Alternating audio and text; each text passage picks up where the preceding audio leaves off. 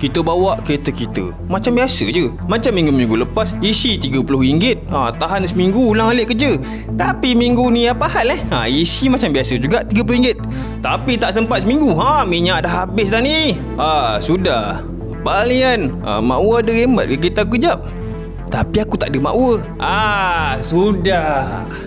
Ada yang pernah ada experience macam ni, ada yang tak pernah. Biasanya bila kita rasa kereta kita start makan minyak lebih daripada biasa, kita pun redor je lah. Kereta dah tua maybe. Tapi tak semestinya kereta tua punca minyak konsum lebih daripada biasa. Apa punca kereta kita tiba-tiba makan minyak kuat?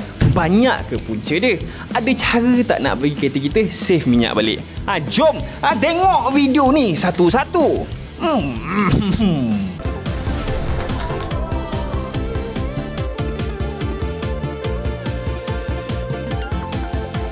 Sebelum ni, Aerilava Air Freshener ada masalah. Bila kita dah pakai seminggu sebulan, kita tak tahu pun liquid tu tinggal banyak mana. Buka kotak baru boleh tahu liquid banyak mana. Tapi sekarang kita dah upgrade.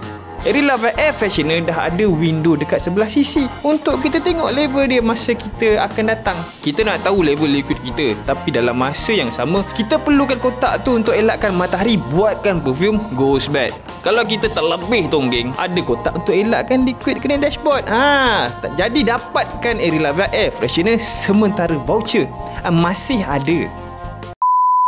Ada beberapa part kereta kita yang mungkin menjadi penjenayah makan minyak ni. Jadi kalau yang tengah tengok ni, kereta dia makan minyak ke, korang check je dulu satu-satu. Part pertama adalah air filter yang kotor and tersumbat.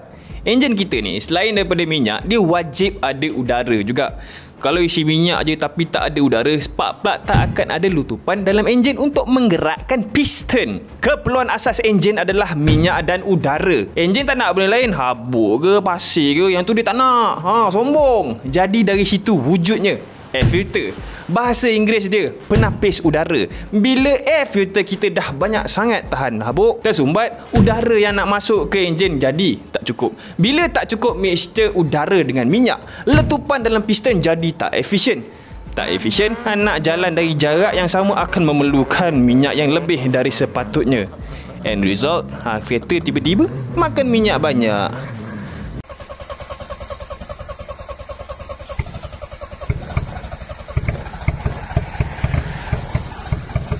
Kebanyakan kereta yang ada dekat atas jalan ni, air filter dia senang je nak capai. Dekat YouTube tarik je kereta kita tu, macam contoh Saga, type Saga air filter. Mesti ada tunjuk dekat mana.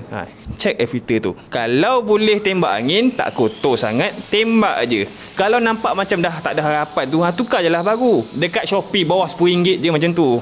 Kedua adalah penggunaan minyak hitam yang salah. Minyak hitam ni guna dia melincirkan movement part dekat dalam enjin tu. Ada minyak hitam yang nipis, ada minyak hitam yang likat. Setiap model enjin ada kelikatan dia yang tersendiri untuk minyak hitam dia. Tak boleh likat sangat, tak boleh nipis sangat. Check dulu enjin kita pakai minyak hitam nombor berapa. Bila kita guna minyak hitam yang lagi likat dari yang sepatutnya, liquid tu akan menyusahkan pergerakan enjin part tu. Contohnya madu dengan air lah. Madu dia likat, nak bergerak pun susah. Tapi air dia tak likat, senang je movement dia. Madu lebah, kau fikir apa? Enjin oil yang lebih likat memaksa piston untuk bergerak lebih kuat. Secara keseluruhan, enjin yang tak efisien akan konsum lagi banyak minyak daripada biasa. Jadi cek minyak hitam kita sekarang ni, pakai minyak hitam apa? Kalau dia lagi likat daripada biasa, stop lenjan kereta tu. Lepas tukar balik kepada minyak hitam yang sepatutnya, minyak akan konsum lancar seperti biasa. Seterusnya, walaupun bunyi dia macam pelik, tapi brake pun boleh jadi punca kereta makan minyak. Mat Saleh dipanggil brake lockup ataupun brake drag. Banyak sebab brake kereta kita boleh keep on mencengkam walaupun kita tak tekan brake. Brake overheat, brake lockup. Salah brake fluid, brake lockup. Sistem ABS defect, brake lockup. Banyaklah lagi. Brake drag berlaku bila brake pad ataupun brake lining tak completely release bila kita lepas pedal brake. Masalah brake ni ibarat kita drive tekan minyak sambil tekan brake serentak, ataupun kayuh basikal masa kita tekan brake. Kayuh dah kuat dah, tapi duduk tekan brake je. Woi, krem beg kaki. Naik bukit pula tu. Can you steal the spirit of ecstasy from a Rolls Royce? All right. Well, I say no. Oh, Ada cara kita nak tahu kalau kereta kita ada masalah brake drag. Biasanya kereta asyik puling je ke sebelah, ataupun kita lepas brake tu tapi brake pedal tu dia tak naik. Satu lagi tu kita bawa ada bau terbakar hangit. Itu pun brake juga tu. Nak tahu bau brake macam mana? Turun genting, confirm kita tahu.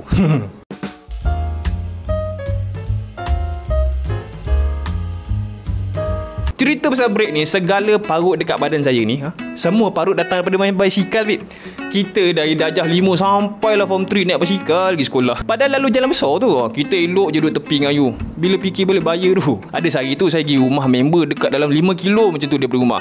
Hari tu kita orang malam main bola. Saya pun dah tak ingat lah kita orang buat apa hari tu. Tapi kalau tak main bola, kita orang main PS1, PS2, tak pun Beyblade, tak pun Dash and Kuro. Lebih kurang macam tu lah. Sebelum sampai rumah member, ada satu bukit kecil kita kena lalu.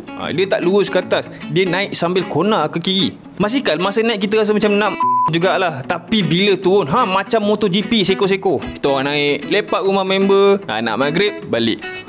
Masa tu seorang jadi Rossi, seorang jadi Dani Pedrosa, seorang Jorge Lorenzo. Turunlah bukit tu. Lutut keluar habis masa turun. MotoGP.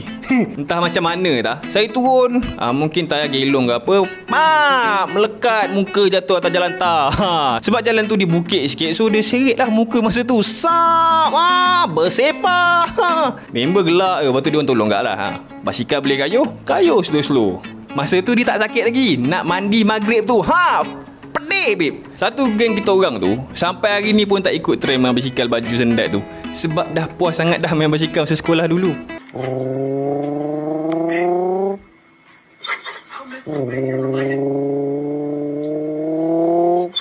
Sambung. Tak semua masalah kereta makan minyak datang daripada enjin. Macam brake tadi tu, boleh jadi transmission kita yang ada masalah. Fungsi transmission gearbox adalah transfer engine power kepada drive shaft ataupun axle half shaft dengan kuasa dan torque yang sesuai. Kereta kita ada fluid yang jaga transmission kita, macam minyak hitam jaga enjin. Kalau kita tak tukar fluid tu secara interval, fluid goes bad dan akan rosakkan transmission kita. Transmission rosak biasanya akan bagi gear slipping. Kita tekan minyak tapi kereta tak pergi macam biasa kita pergi.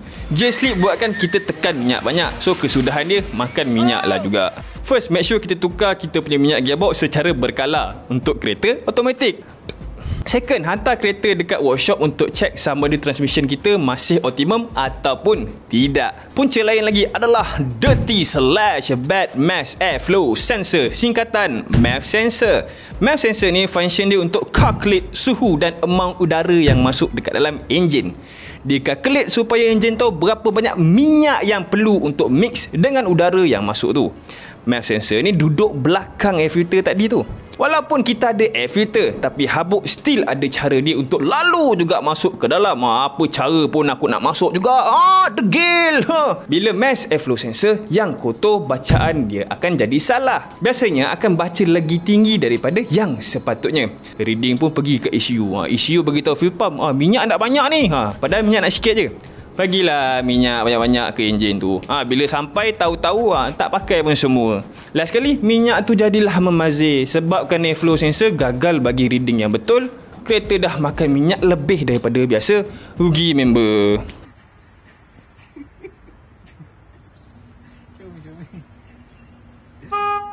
Nak tahu MAF sensor ada problem ke tak, kita check dengan scan tool. Tapi boleh cek dulu sensor tu sendiri. Kalau nampak kotor, boleh bersihkan dengan MAF cleaner ataupun electrical contact cleaner. Buat ni saja pun dah boleh bagi performance yang lagi baik dekat kereta kita. Punca seterusnya adalah bateri yang weak. Bunyi dia memang pelik, tapi bateri yang lemah boleh buatkan penggunaan minyak menjadi tidak lancar. Penjenayah yang sebenar adalah alternator. Walaupun bateri kereta kita nampak macam independent, tapi sebenarnya masa kita drive, bateri kita tu tercas balik masa kita guna. Itulah function alternator. Alternator convert mechanical energy kepada electrical energy directed to car battery. Mechanical energy pula datang daripada mana? Dari enjin kereta kita. Bukan daripada enjin kereta jiran. Sampai masa bateri lemah, yang buat kerja paling kuat siapa? Alternator. Alternator dapat tenaga dari enjin. Kesudahan dia, bateri yang lemah akan memerlukan enjin untuk bekerja kuat. Enjin nak kena kerja kuat, kereta pun makan minyak. Rupanya bateri kita tu, punca kereta kita telan banyak sangat minyak.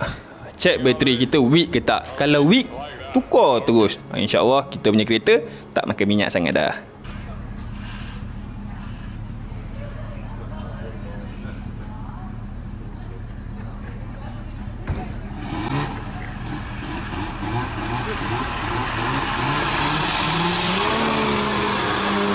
Ada lagi point lain sebenarnya, tapi kita stop dulu dekat last point ni. Kesalahan okten petrol. Cek dulu kereta kita patut pakai 95 ke 97.